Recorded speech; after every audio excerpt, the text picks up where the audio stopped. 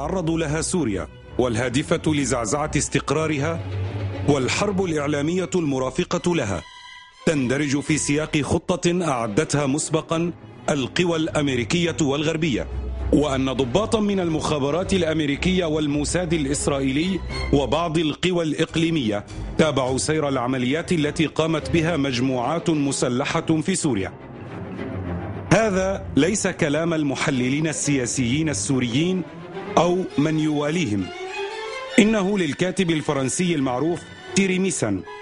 الذي أكد أن الحرب الإعلامية التي تشنها القنوات الفضائية على سوريا هدفت إلى تحويل الأنظار عن ماهية المعارضة الجديدة وعن حقيقة المجموعات المسلحة المشاركة في الأحداث،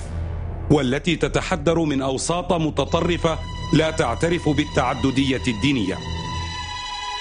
وانتقد ميسان في مقال تحليلي نشرته المواقع الفرنسية لجوء هذه القنوات إلى قلب الحقائق وتلفيق الأحداث عبر استغلال بعض صور المجموعات المسلحة التي تطلق النار عشوائيا على المارة وقوات حفظ النظام معا، وتصويرها على أنها من فعل أجهزة حكومية، مؤكدا أن الجيش لم يقمع المتظاهرين كما تدعي هذه الوسائل الإعلامية، لكنه كان يتصدى للمجموعات المسلحة ومحاولات زعزعة الأمن. ميسان قال إن هذه الخطة التي تستهدف سوريا تندرج في مخطط أعلنه جون بولتون عام 2002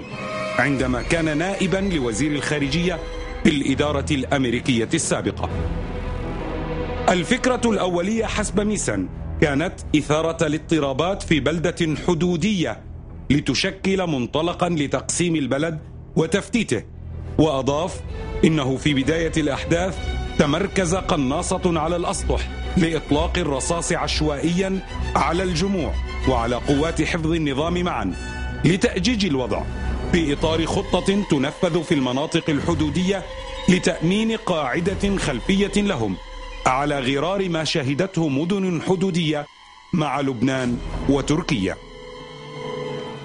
مدير الإدارة